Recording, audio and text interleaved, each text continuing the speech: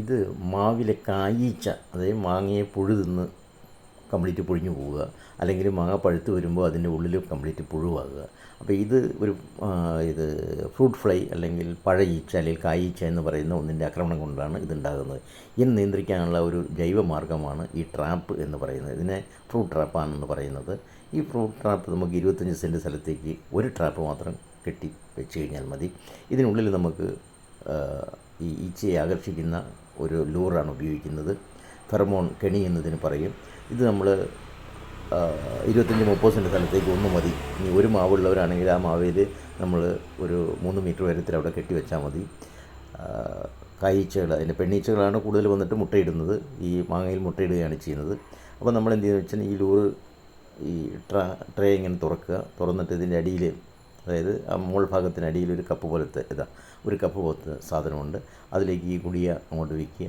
ഗുളിക വെച്ചതിന് ശേഷം അടിയിലത്തെ ട്രേ വീണ്ടും അങ്ങോട്ട് അടച്ചു കൊടുക്കുക. ഇതാണ് ഇതിൻ്റെ ട്രാപ്പ് എന്ന് പറയുന്നത്. ഇതിനുള്ളൊരു ചെറിയ ഗുളിക ഉണ്ടായിരിക്കും. ഈ ഗുളിക കൂട് പൊട്ടിച്ചെടുത്ത് ഈ ട്രാപ്പിൻ്റെ ഉള്ളിലേക്ക് ഇടുക.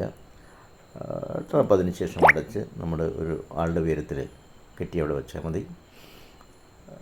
നമ്മുടെ മാവിനെ ബാധിക്കുന്ന ഈ കായീച്ച ഇതിലേക്ക് വന്ന് വീഴുകയും പിന്നെ അതിന് പുറത്തു പോകാൻ കഴിയില്ല, അത് ചാകുകയും ചെയ്യും. ഇത് നല്ലൊരു നിയന്ത്രണ മാർഗ്ഗമാണ്. നമ്മുടെ എല്ലാ വീടുകളിലും വളരെ ഫലവത്തായി ഇത് ഉപയോഗിക്കാൻ കഴിയും.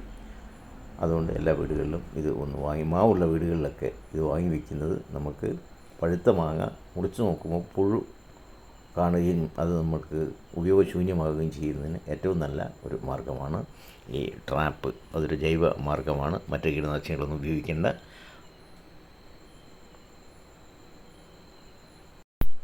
ഈ പെണ്ണീച്ചകൾ ശരിക്കും മാങ്ങയുടെ പുറത്താണ് മുട്ടയിടുന്നത്.